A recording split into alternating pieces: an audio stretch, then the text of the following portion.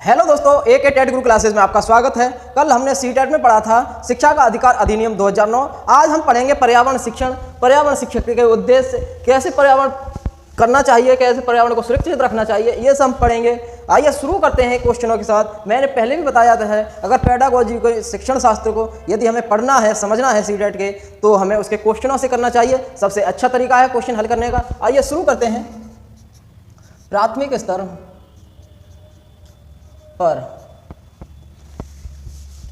स्तर पर पढ़ाई का मुख्य उद्देश्य है। प्राथमिक स्तर पर पढ़ाई का एक मुख्य उद्देश्य है। तो मुख्य उद्देश्य हमारे क्या क्या हो सकते हैं? बच्चे को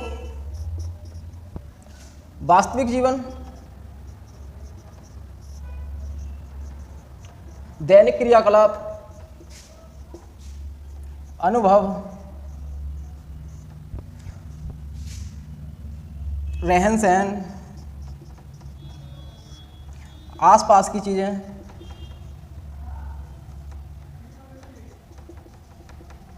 आसपास की चीज़ों से उसे अवलोकन कराना, उसकी पहचान कराना, और समाज में जोड़ना, आपस में संबंध बनाना।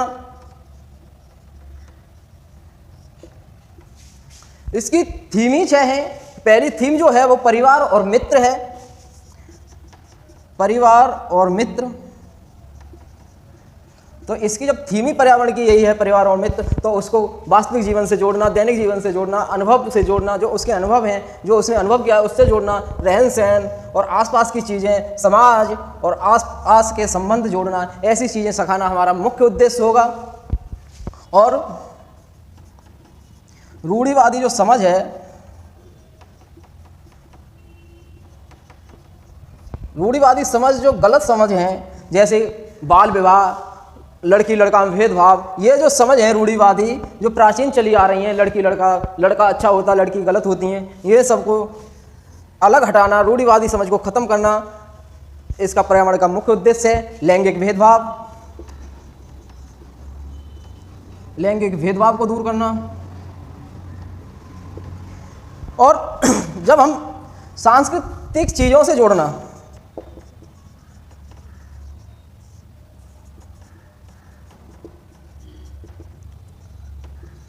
सांस्कृतिक चीज़ों से जोड़ना, जैसे हमारा प्राचीन नृत्य, प्राचीन कला, ये सब चीज़ें, हमारी प्राचीन आवास कैसे थे, क्या थे, ये प्राचीन यानी सांस्कृतिक जो चीज़ें हैं, उनसे जोड़ना हमारा पर्यावरण की पढ़ाई का मुख्य उद्देश्य है। आइए शुरू करते हैं। तभी क्वेश्चन पूछता है हाथी वगैरह के और सॉल्व वगैरह के क्वेश्चन पर्यावरण में पूछता है, क्योंकि वो प्राचीन चीज़ों से, कला, संस्कृति, नृत्य वगैरह के क्वेश्चन पूछता है, क्योंकि वो उनसे जोड़ना चाह रहा है। तो पहला ऑप्शन है विषय की मूल संकल्पनाओं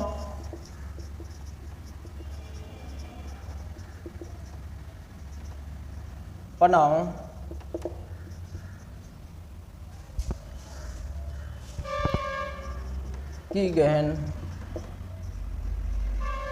समझ को विकसित करना। विषय की मूल संकल्पनाओं को, की गहन समझ को, संकल्पनाओं की जो मूल संकल्पना है, हमारा जो मूल्य है, हम क्या करना चाहिए, क्या नहीं करना चाहिए, सामाजिक मूल संकल्पना, समाज वगैरह, सामाजिक आपस में परिवार, मित्र वगैरह, ये सब मूल संकल्पनाओं में आते हैं। तो उसकी समझ, गहन समझ को विकसित करना।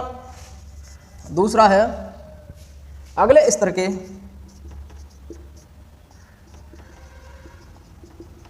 लिए विद्यार्थियों को तैयार करना। जब अगले स्तर की बात करें, अगले अंत में किसी कार्य करने की बात करें, अगले स्तर में आगे को बढ़ाने की बात करें, तो उसे तुरंत ही देखते ही काट देना चाहिए। यह हमारा आंसर बिल्कुल सही नहीं हो सकता सीटेट में, क्योंकि हम किसी भी बच्चे को ऐसा नहीं कर सकते कि तैयारी केवल उस तरीका से कराएं कि अगली कक्षा में प्रोन्नत हो, ऐसा हम नहीं कर सकते। तो अगला ऑप्शन देखते हैं, कक्षा की पढ़ाई को विद्यार्थियों के विद्यालय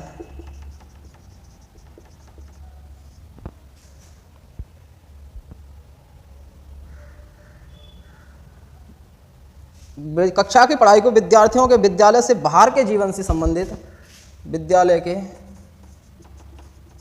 बाहर के जीवन से संबंधित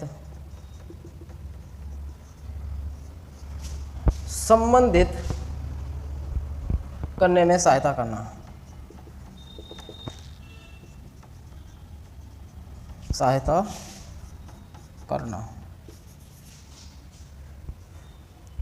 स्वतंत्र रूप से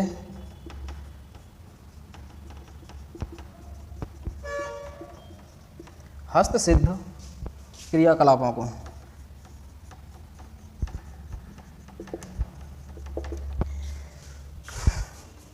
विषय की इस मूल संकल्पनाओं को, जो विषय की मूल संकल्पना है जिसे हम लागू किया गया है एनसीएफ वगैरह में, उनकी समझ को, उनकी गहन समझ को विकसित करना बिल्कुल सही आंसर है। ये तो मैंने काट दिया। कक्षा की पढ़ाई को विद्यार्थियों के विद्यालय के बाहर के जीवन से संबंधित करने की सहायता करना, मतलब कि जो वास्तविक जीवन है विद्यार्थियों का, उससे विद्यालय की पढ़ाई को जोड़ना, विद्यालय में जोड़ना, उसके अनुभव को जोड़ना, उसने जो क्रियाकलाप, जो अनुभव पुराने किए हैं उनको आपस में जोड़ना। तो हमारी जो एनसीएफ ये कहती है कि जब हम किसी बच्चे को पाठ पढ़ाएं उससे पहले उसके पुराने ज्ञान को जान लेना चाहिए, उसमें जोड़ करके अगले ज्ञान को देना चाहिए, अगले अधिगम को तब देना चाहिए। तो हमारा आंसर ये भी है, स्वतंत्र रूप से हस्तसिद्ध क्रियाकलापों को। जब बताया है कि बच्चा एक नन्हा वैज्ञानिक है तो स्वतंत्र रूप से उसे हस्तसिद्ध क्रियाकलापों को। अब इसमें 3 आंसर बिल्कुल सही हैं, तो हमें एक आंसर इसमें से गलत ढूंढना है।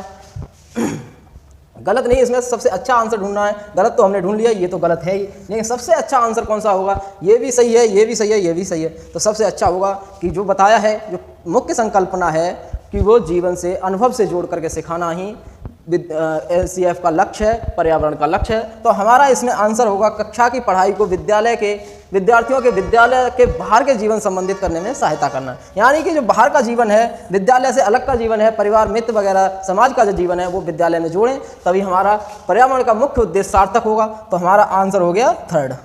आइए अगला क्वेश्चन देखते हैं। अगर हमारा थीम ही कह रहा है कि परिवार और मित्र पहला थीम है, दूसरा भोजन है, तीसरा पानी है, चौथा यात्रा है और 5वां हम चीजें कैसे सीखते हैं। चलो अगला क्वेश्चन देखते हैं। क्वेश्चन है प्राथमिक स्तर की अच्छी ईवीएस पाठ्यक्रम में होना चाहिए।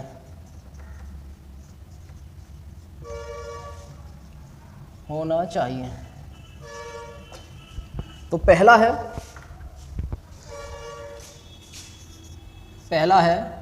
पाठ के अंत में अधिक अभ्यास प्रश्न सम्मिलित करना। मैंने कह दिया है कि लास्ट में कुछ नहीं होता है, साथ ही साथ होता है जो कुछ भी होता है, चाहे मूल्यांकन हो, प्रश्न वगैरह हो, पढ़ाई के साथ साथ पाठ के अंत में कुछ नहीं। पाठ के अंत की जहाँ बात करें, अंत की बात करें, उसे तुरंत काट देना चाहिए। ऐसे क्वेश्चन सीटेट बिल्कुल सही नहीं मानता है, पाठ के अंत में करवाएं। साथ ही साथ उसको समझाते चलिए कि तुमने अच्छा किया है, अगर ऐसे करें तो हम कैसे करें। प्रश्न पूछने के लिए साथ साथ ही कहना चाहिए, प्रोत्साहित करना चाहिए कि बच्चे जितना चाहे उतना प्रश्न करो और मैं भी तुमसे प्रश्न करता हूँ। अगला ऑप्शन है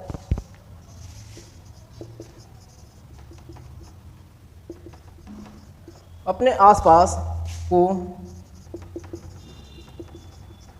खोजने के अवसर। अपने आसपास को खोजने के अवसर प्रदान करना। मैंने बताया है खोज, निर्माण आदि, अन्वेषण आदि बच्चों के क्रियाकलाप होते हैं, इनको विशेष तौर पर ध्यान रखना चाहिए। बच्चे को खोजने के अवसर देने चाहिए, अन्वेषण के अवसर देने चाहिए, वाद विवाद के अवसर देने चाहिए, जिससे सृजनात्मकता बढ़े, उसे कुछ करने की ललक बढ़े। तो हमारा आंसर ये सही होगा। अगला आंसर देखते हैं। संकल्पनाओं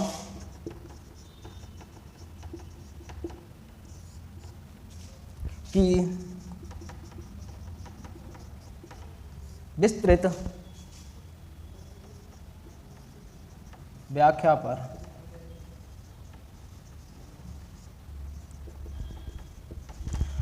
संकल्पनाओं की विस्तृत व्याख्या पर अधिक बल देना। संकल्पनाओं को सिखाना हमारा मुख्य उद्देश्य है। बच्चों की वो संकल्पना है, पाठ्यक्रम की जो संकल्पना है उस पर विस्तृत व्याख्या करना, अधिक बल देना बिल्कुल सही है। अगला देखते हैं, पदों की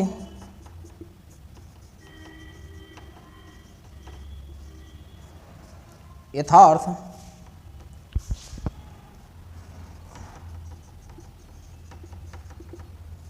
परिभाषा पर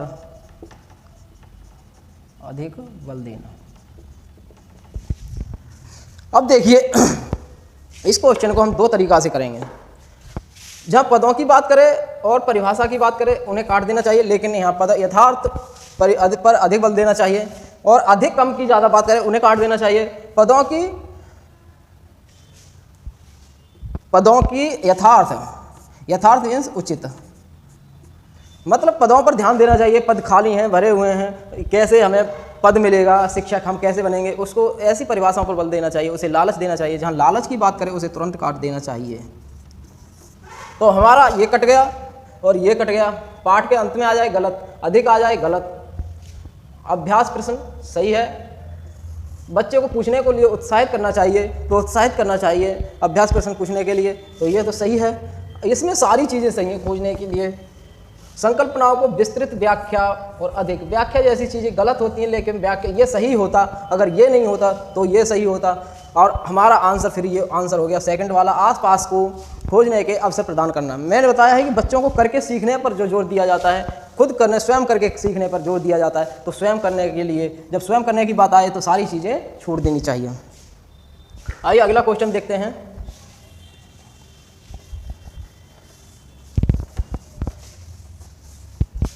अगला क्वेश्चन है, शालिनी ने कक्षा चार के विद्यार्थियों को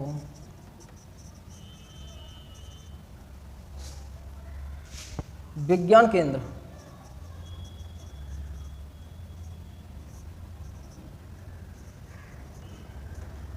केंद्र दिखाने के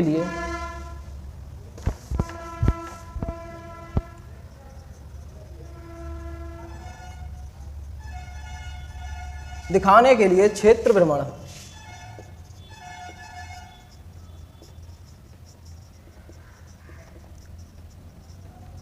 बनाई है।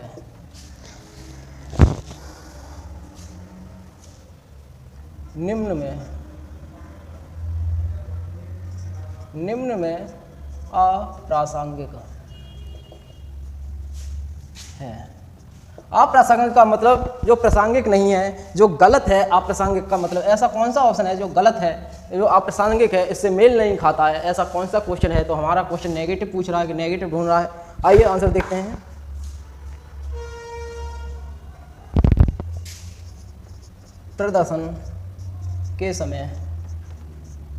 प्रदर्शन के समय अपनी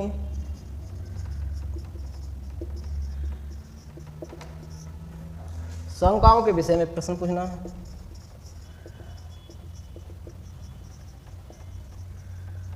ये तो हमारा गलत हो ही नहीं सकता। जब हम क्षेत्र भ्रमण कर रहे हैं तो जो शंका बच्चों के अंदर उजागर रह रही हैं उनसे कहो कि अपने प्रश्न पूछते जाएं, ऐसा क्रियाकलाप करते जाएं कि जो भी शंकाएं हैं, किसी के बारे में कुछ पूछना है तो आप पूछते जाइए, रुकना नहीं है, उसे प्रोत्साहित करना चाहिए। अपने पूरे दिन का बस्ता लेकर आना। अपने पूरे दिन का बस्ता लेकर आना है। जब हम क्षेत्र भ्रमण की योजना बनाते हैं तो बस्ता साथ क्यों ले जाएंगे हम? वहाँ पर तो एक नोट पेन हो और एक नोटबुक हो, आराम से उसे जो अच्छा दिख रहा है, जिसके बारे में शंका है, उसे लिखते रहे पूरा बस्ता। और NCF 2005 कहती है कि बस्ता का बोझ कम करना हमारा मुख्य उद्देश्य है। तो बस्ता तो हम साथ में ले ही नहीं जा सकते। बस्ता तो हम जब स्कूल में ही कम कर रहे हैं तो क्षेत्र भ्रमण के लिए क्यों ले जाएं। और ये 3, बिना मुझे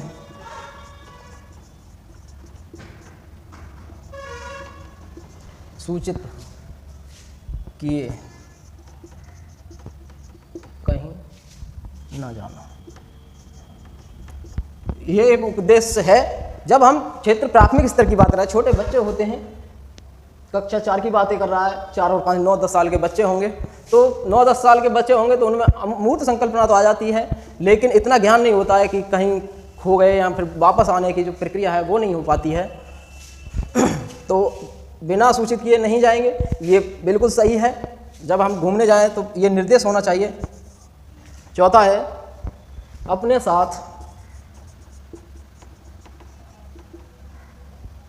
पेन और नोटपैड ले जाना। जब हम बच्चों से कहेंगे कि अपने साथ एक पेन ले चलें, एक नोटबुक ले चलें, आराम से वहाँ पे जो भी चीज़ें आपको शंका युक्त दिखाई दे रही हैं, जिनमें आपको शंका है उन्हें नोट कीजिए, जो अच्छी लग रही हैं उन्हें नोट कीजिए, हमने क्या देखा क्या नहीं देखा, फिर आके हम आपस में प्रश्न करेंगे। ये चीज़ें होनी चाहिए, तो हमारा आंसर हो गया दूसरा। अप्रासंगिक केवल यही है, अपने पूरे दिन का बस्ता कम ले जाना। एनसीएफ कहता है कि हमें बोझ कम करना है, तो स्कूल में ये बोझ कम कर रहा है, तो साथ भ्रमण के क्षेत्र में क्यों बस्ता ले जाएं, तो हमारा आंसर हो गया सेकंड। अगला क्वेश्चन देखते हैं।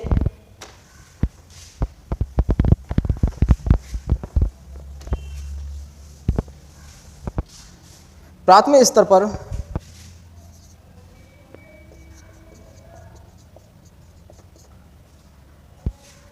पर्यावरण अध्ययन में समुदाय सीखने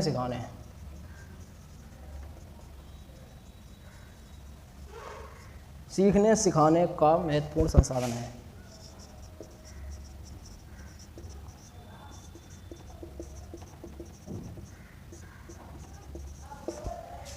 एक महत्वपूर्ण चीज़ है, जब ऐसा कोई शब्द आ जाए जिसमें ब्रैकेट लगा हो या फिर ऐसे अंडरलाइन हो रही हो या अंडरलाइन हो रही हो, ब्रैकेट लगा हो, तो समझ लेना कि उसी का आसपास का उसी का पर्यायवाची या वही शब्द ऑप्शन में होगा, तो हमें आंसर लगा देना चाहिए, फिर झिझकने नहीं चाहिए। और हमें कुछ नहीं आ रहा है तो ऐसी चीज़ें अगर आ रही हैं जिसमें ब्रैकेट वगैरह है, एक पे मुख्य गौर दिया जा रहा है, अंडरलाइन है, तो समझ लेना चाहिए उसी का क्वेश्चन है और उसी का ऑप्शन होगा। पहला ऑप्शन है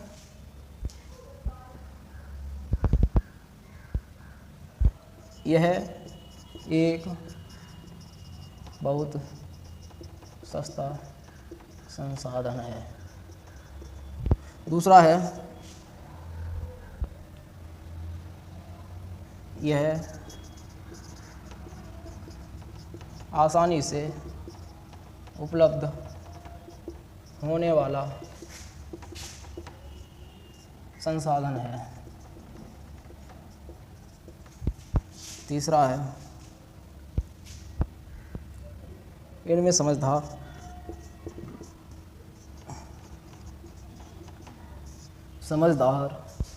और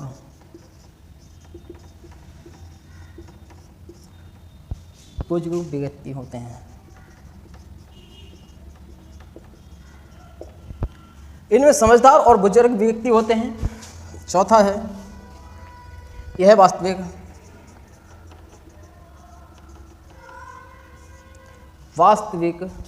स्थितियों में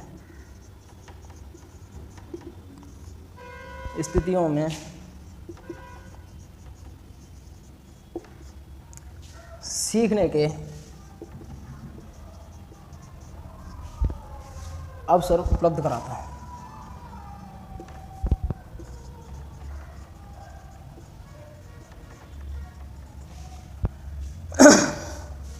देखिए, यह एक बहुत अच्छा सस्ता साधन है।